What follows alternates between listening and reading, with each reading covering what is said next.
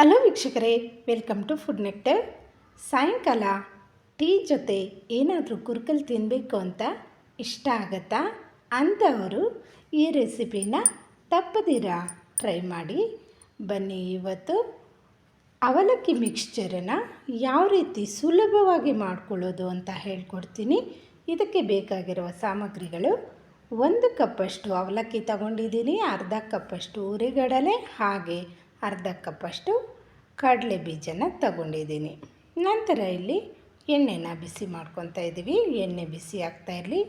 ಅಷ್ಟರೊಳಗಡೆ 1 ಬೆಳ್ಳುಳ್ಳಿಯನ್ನು ಚೆನ್ನಾಗಿ ಜಜ್ಜಿಕೊಂಡು ಸೈಡಲ್ಲಿ ಇಟ್ಕೊಳ್ಳೋಣ.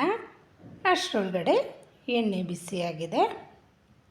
ನಾನಿಲ್ಲಿ 1 ಅವಲಕ್ಕಿನ ಹಾಕಿ ನೋಡ್ತಾ ಇದ್ದೀನಿ, ಎಣ್ಣೆ ಬಿಸಿಯಾಗಿದೆಯಾ ಇಲ್ಲ ಅಂತ. ಇದು ಮೇಲಕ್ಕೆ ತೇಲಿದ್ರೆ ನೋಡಿ, ಈ ರೀತಿ ಎಣ್ಣೆ ಬಿಸಿಯಾಗಿದೆ ಅಂತ ಗೊತ್ತಾಗುತ್ತೆ. ನಿಮ್ಮ ಮನೇಲಿ ಏನಾದರೂ ಕಾಫಿ ಅಥವಾ ಟೀ ಶೋಧಿಸೋದು ಒಂದು ಸ್ವಲ್ಪ ದೊಡ್ಡದಿದ್ದರೆ ಈ ಮಿಕ್ಸ್ಚರನ್ನು ಈಸಿಯಾಗಿ ಮಾಡ್ಕೋಬಹುದು. ಈ ಥರ ಇದ್ರೂ ಇದರಲ್ಲಿ ಇನ್ನೂ ಈಸಿಯಾಗಿ ಮಾಡ್ಕೋಬಹುದು. ನೋಡಿ, ಅವಲಕ್ಕಿನ ಒಂದು ಸ್ವಲ್ಪ ಹಾಕ್ಕೊಂಡು ಇದರಲ್ಲಿ ನಾವು ಫ್ರೈ ಮಾಡ್ಕೊತಾ ಇದ್ದೀವಿ. ಡೈರೆಕ್ಟಾಗಿ ಎಣ್ಣೆಯಲ್ಲಿ ಹಾಕೋದ್ರಿಂದ ಅದನ್ನು ತೆಗಿಯೋದು ಸಹ ತುಂಬ ಕಷ್ಟ. ಒಂದು ಸ್ವಲ್ಪ ಹೊತ್ತು ಬಿಟ್ಟರೆ ಅದು ಸೀದೋಗ್ಬಿಡುತ್ತೆ, ಕಲ್ಲರೇ ಚೇಂಜ್ ಆಗಿಬಿಡುತ್ತೆ. ಇದರಲ್ಲಿ ಮಾಡಿಕೊಂಡ್ರೆ ನಾವು ಈಸಿಯಾಗಿ ಮಾಡ್ಕೋಬಹುದು. ನೋಡಿ ಎಷ್ಟು ಈಸಿಯಾಗಿ ಮಾಡ್ತೀನಿ ಅನ್ನೋದನ್ನು. ಇದು ಗೋಲ್ಡನ್ ಬ್ರೌನ್ ಬರೋವರೆಗೂ ಹುರ್ಕೊಂಡು ನಂತರ ಎಣ್ಣೆನೆಲ್ಲ ತೆಗೆದು ನಿಧಾನಕ್ಕೆ ಒಂದು ಬಟ್ಲಲ್ಲಿ ತಗೊಳ್ಳಿ. ನಂತರ ಇನ್ನೊಂದು ಸ್ವಲ್ಪ ಹಾಕ್ಕೊಂಡು ಈ ರೀತಿ ಮಾಡ್ಕೊಳ್ಳಿ. ನೋಡಿ ಎಷ್ಟು ಚೆನ್ನಾಗಿ ಬರ್ತಾಯಿದೆ. ನಂತರ ಇದೆಲ್ಲವನ್ನು ಚೆನ್ನಾಗಿ ಫ್ರೈ ಮಾಡಿಕೊಂಡು ಒಂದು ಟಿಶ್ಯೂ ಪೇಪರ್ ಮೇಲೆ ಹಾಕ್ಕೊಂಡ್ರೆ ಎಣ್ಣೆನೆಲ್ಲ ಎಳ್ಕೊಬಿಡುತ್ತೆ. ನೋಡಿದ್ರಲ್ಲ ಎಷ್ಟು ಈಸಿಯಾಗಿ ಮಾಡ್ಕೋಬಹುದು. ನಂತರ ಒಂದು ಅರ್ಧ ಕಪ್ಪಷ್ಟು ಹುರಿಗಡಲೆಯನ್ನು ಸಹ ಚೆನ್ನಾಗಿ ಫ್ರೈ ಮಾಡ್ಕೊತಾ ಇದ್ದೀನಿ. ನೋಡಿ, ಕಲರ್ ಬಂದರೆ ಸಾಕು, ತೆಗೆದುಬಿಡೋಣ ಇವಾಗ. ನಂತರ ಕಡಲೆಕಾಯಿ ಬೀಜನ ಫ್ರೈ ಮಾಡ್ಕೊತಾ ಇದ್ದೀನಿ. ಇದು ಸ್ವಲ್ಪ ನಿಧಾನಕ್ಕೆ ಫ್ರೈ ಆಗೋದು. ಒಂದು 2 ಸತಿ ಚೆನ್ನಾಗಿ ಗೋಲ್ಡನ್ ಬ್ರೌನ್ ಬಂದು ಕ್ರಿಸ್ಪಿ ಆಗೋವರೆಗೂ ಚೆನ್ನಾಗಿ ಫ್ರೈ ಮಾಡ್ಕೊಳ್ಳಿ. ನೋಡಿ, ಬಣ್ಣ ಬದಲಾಗಿದೆ. ಇವಾಗ ತೆಗಿಯೋಣ. ಕರಿಬೇವಿನ ಸೊಪ್ಪನ್ನು ಸಹ ಸ್ವಲ್ಪ ಫ್ರೈ ಮಾಡ್ಕೊಂಬಿಡೋಣ. ಬನ್ನಿ, ಈಸಿ ಮೆಥಡಲ್ಲಿ ಹೇಳ್ಕೊಟ್ಟಿದ್ದೀನಿ, ಎಲ್ಲರೂ ಮಾಡ್ಕೋಬಹುದು.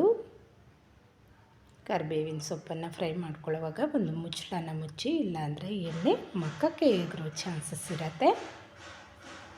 ಇದು ಕ್ರಿಸ್ಪಿ ಆಗೋವರೆಗೂ ಸ್ವಲ್ಪ ಹುರ್ಕೊಂಡು ನಂತರ ಒಂದು 3 ಒಣಮೆಣಸಿನ್ಕಾಯನ್ನು ಸಹ ಫ್ರೈ ಮಾಡ್ಕೊತಾ ಇದ್ದೀನಿ. ಇದೆಲ್ಲ ಫ್ರೈ ಆದ ನಂತರ ಇದನ್ನು ಒಂದು ಟಿಶ್ಯೂ ಪೇಪರ್ ಮೇಲೆ ತಗೊಳ್ಳೋಣ. ನಂತರ ಸ್ವಲ್ಪ ಸಾಸಿವೆ, ಸ್ವಲ್ಪ ಜೀರಿಗೆನೂ ಸಹ ಇದರಲ್ಲಿ ಫ್ರೈ ಮಾಡ್ಕೊಬಿಡೋಣ. ನಂತರ ಬೆಳ್ಳುಳ್ಳಿಯನ್ನು ಸಹ ಗೋಲ್ಡನ್ ಬ್ರೌನ್ ಬರೋವರೆಗೂ ಚೆನ್ನಾಗಿ ಫ್ರೈ ಮಾಡಿಕೊಂಡು ಎಲ್ಲ ಟಿಶ್ಯೂ ಪೇಪರ್ ಮೇಲೆ ಹಾಕ್ಕೊಂಡು ನಂತರ ಇಲ್ಲಿ ನಾವು ಫ್ರೈ ಮಾಡ್ಕೊಂಡಿರೋದನ್ನೆಲ್ಲ ಒಂದು ಬಟ್ಲಲ್ಲಿ ಸೇರಿಸ್ಕೊತಾ ಇದ್ದೀನಿ. ನೋಡಿ, ಬೇಕರಿಗಿಂತ ಚೆನ್ನಾಗಿರುತ್ತೆ ರುಚಿ.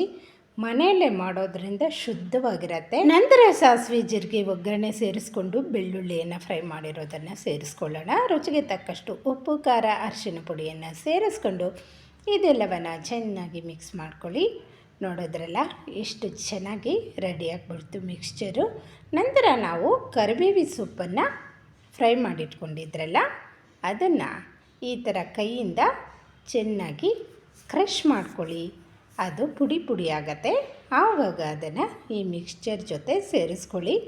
ಕರಿಬೇವಿನ ಸೊಪ್ಪನ್ನು ಹೆಚ್ಚಾಗಿ ಸೇರಿಸ್ಕೊಳ್ಳಿ, ರುಚಿನೂ ಚೆನ್ನಾಗಿರುತ್ತೆ, ಹಾಗೆ ಘಮನೂ ತುಂಬ ಚೆನ್ನಾಗಿರುತ್ತೆ. ಸೇಮ್ ಬೇಕ್ರಿಯಲ್ಲಿ ತಗೊಬರೋ ಮಿಕ್ಸ್ಚರ್ಗಿಂತ ಚೆನ್ನಾಗಿರುತ್ತೆ.